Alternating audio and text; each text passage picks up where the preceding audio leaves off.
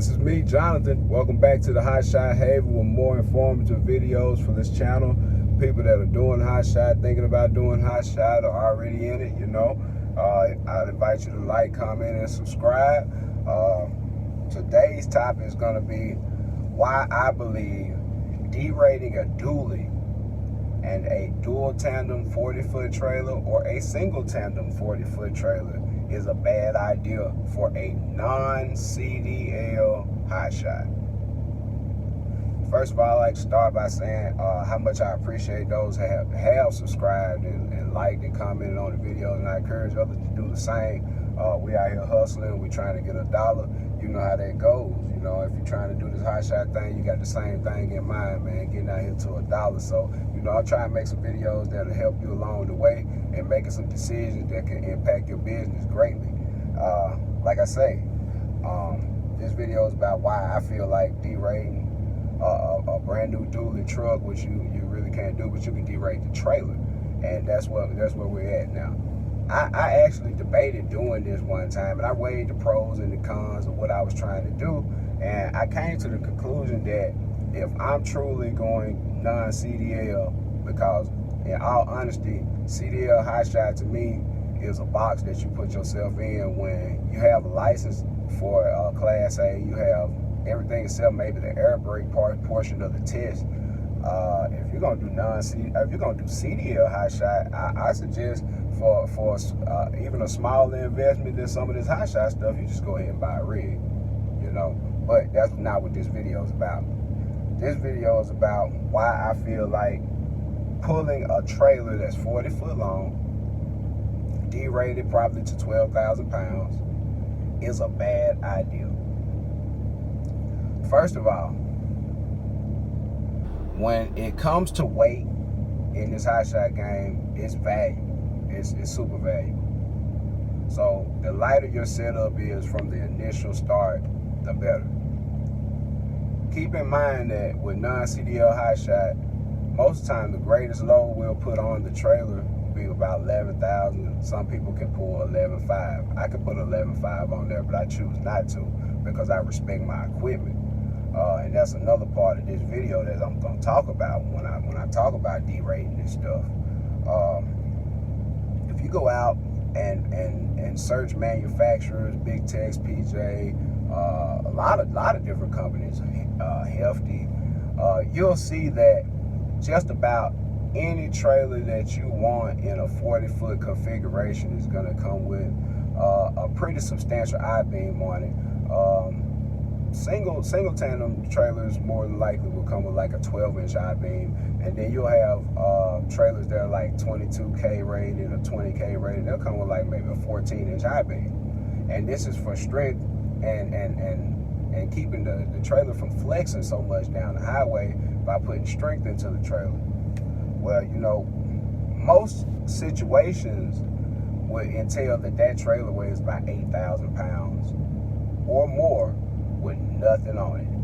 8,000 pounds. So the general knowledge or the way of thinking of most people would be, okay, let's get the single tandem version with the smaller I-beam. It weighs less, it's the same length, it fits the bill.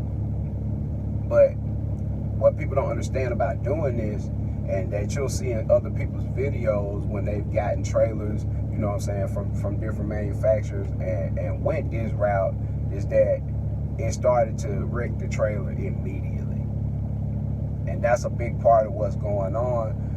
When you downgrade those axles, when you add length to the trailer, you get into a situation where leverage is created. Everybody always talks about weight and how much it weighs and where to put it on the trailer, but no one ever talks about leverage. When you think about the fulcrum or the bending point of where the weight is placed on the truck, it's on that ball. In some cases, some people run a fifth wheel, it's on that fifth wheel. And true enough, the fifth wheel of the ball does take a considerable amount of the weight of the trailer. If you notice that when you put a trailer on a scale, that the weight is divided between the dual tandems or the single tandems at the rear and the jack legs at the front, or either the ball if it's on your truck. Different trailers, depending on how much they may weigh, or how they're constructed, the placement of the axles will all contribute into how much leverage is pushed down on those rear axles of the trailer. If you think about this, if your dual tandems are closer to the middle of the trailer balances more weight on itself. If the wheels are closer to the rear of the trailer, which they would have to be if you go to the length of 40, you will push those wheels back some, so your rear end wouldn't swing and hit everybody in traffic. You end up with more leverage, not only on the truck, on that ball, but on the rear axles. More leverage would equal more weight. So even if you got a trailer that weighs 6,000 pounds, 6,500 pounds, it's light, it's 40 feet long, at least 4,500 pounds of that weight will be on the axles in an empty state of being. This is very important to realize and consider. Depending on what states you run in and what officers you run up on, this will be considered. Most of the time when you go through the scale, they don't really pay attention to your axles that much. If you're under 25,000, they really don't look at you too much. If you're under 25, they just kind of just wave you through unless they're going to do an inspection on you. But you have a considerable amount of error that comes into place when you put this kind of leverage and this kind of weight over the trailer axles, and you don't consider the fact that even though you're under 26,000, by you choosing a 12,000 pound rating for your trailer, that's all that can be on those trailer axles. And like I say, most situations, 9 times out of 10, you will not run across that. But there's always that one guy. And there's always that one DOT guy that has really nothing to do today but to write inspections and create violations, and not so much create violations, but pinpoint violations, And, being 12,001 pounds on that trailer would be overweight, even though you're under 26K. So when you go by a dually truck is rated most of the time for about 14K. You go by a trailer rated for 12K. True enough, you can move all that weight to the front of the trailer and let the dually's rear end that is rated as such to handle that, spread the load across the trailer like that, and most of the time you'll be good. But then you run into another problem. You went and purchased this trailer that doesn't have a 14, 16-inch I-beam. You went and bought a trailer that has a 12-inch I-beam. Some trailer manufacturers may use a 10-inch I-beam, and depending on the grade and the weight per foot, it is rated different for strength. But the trailer that you purchased was set up and built in consideration to be a more light-duty trailer, or you could call it medium-duty, because it's set up to run 7,000 or 8,000 pound axles, and you're actually creating a situation that the length of the trailer combined with the smaller I-beam will not only induce flex, but it takes away from the overall strength of the trailer.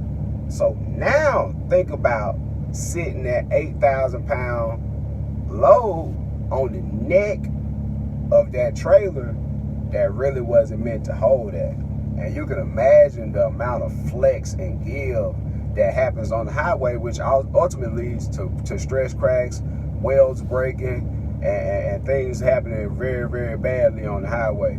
And this is not what I've heard. This is what I've actually seen from these trailers. I actually have a friend that has a trailer that was derated like that, and he found himself in a situation putting 10,000 on the trailer, and some people wanted him to move that load before he left their facility on their scale, so he could be compliant going down the road. And a lot of shippers do that just to make sure that their load is going to get where it's going in an amount of time and without incident.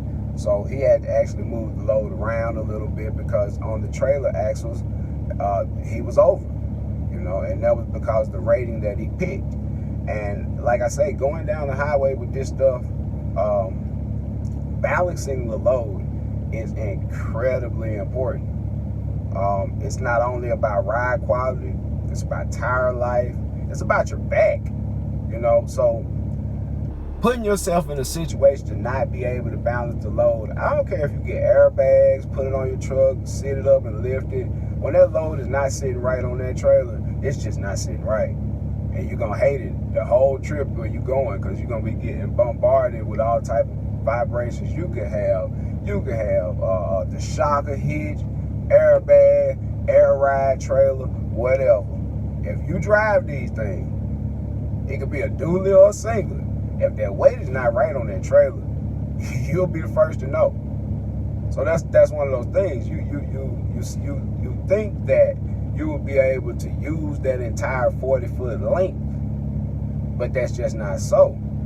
People get 40-foot trailers, for space, and some people carry containers and everything. But you think about this: if that trailer is rated for 12,000 pounds, even if you bought the 8K axles or whatever is rated at 12,000 pounds, you can have dual tandems on there that'll hold 20. It doesn't matter, because that's what the trailer says on the tag. The tires, the axles have no bearing on what the trailer says on that tag. The only time your tires and axles come into a play is if the trailer is rated too high for the tires and axles, and that becomes a safety issue. But other than that, it's clearly going to be an issue of what you chose to put on paper to register this trailer. So if you said 12,000 pounds and you go through with a high cube container on there that weighs 9,600 empty, and put 9,600 on there, even though some of the weight will be on the truck, more than likely out of 9,600 pounds, almost 10 grand, you're gonna have 8,000 on the trailer, because you got to think all that weight is centralized on the ball, and the rest is levering down onto the trailer axles.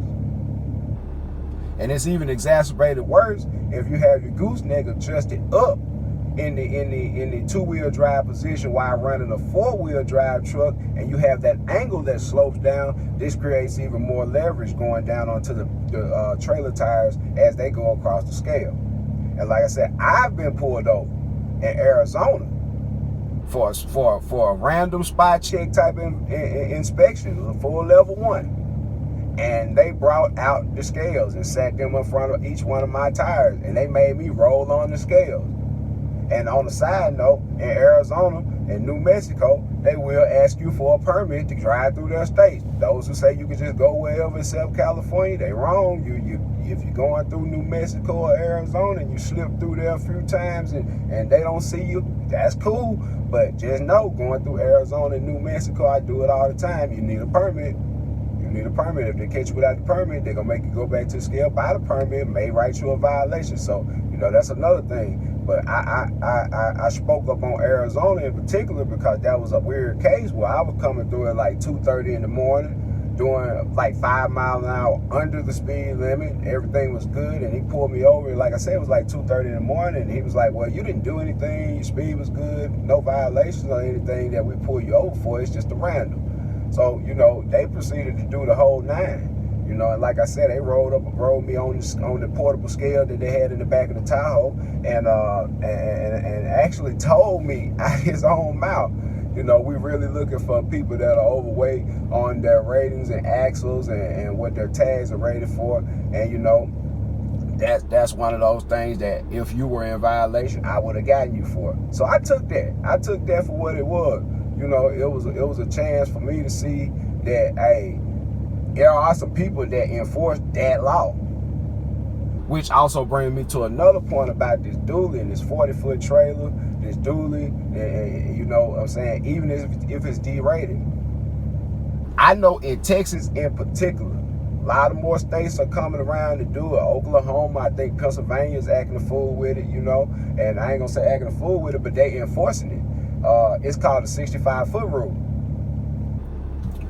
Truck and trailer from bumper to bumper, unless it's apportioned as a tractor, is not legal. So when you go buy a dually or you go to Enterprise and rent a dually, and you go out there and put the 40-foot trailer on it, just make sure you got your tape measure, because including the neck of that trailer going inside of that bed from tip to tip of that truck and trailer, more than likely 99% of the time it's gonna be over 65 feet. At 65 feet, On a HotShot, you're required to remove the bed of the truck, which you can't do from Enterprise. Remove the bed, not put on a steel or aluminum flatbed, just only put on fenders, your coupling device, the proper lights and everything like that, and run it as a tractor trailer. And that's what your truck will be registered at DMV, which brings to another problem. Most states will not let you apportion a truck under 26K. So you just got all this stuff derated to put yourself in a position to be running illegally at over 65 feet, and you can't correct it. There's not a way you can really correct it unless you upgrade the trailer back to what it was supposed to be. Go get a CDL Class A if you don't have it. Take the bed off your truck, build you some fenders, and come back out in a legal fashion. You create a lot of problems with indecisiveness. I'm not speaking down on nobody with what they doing, but I'm trying to inform some people before they make some egregious errors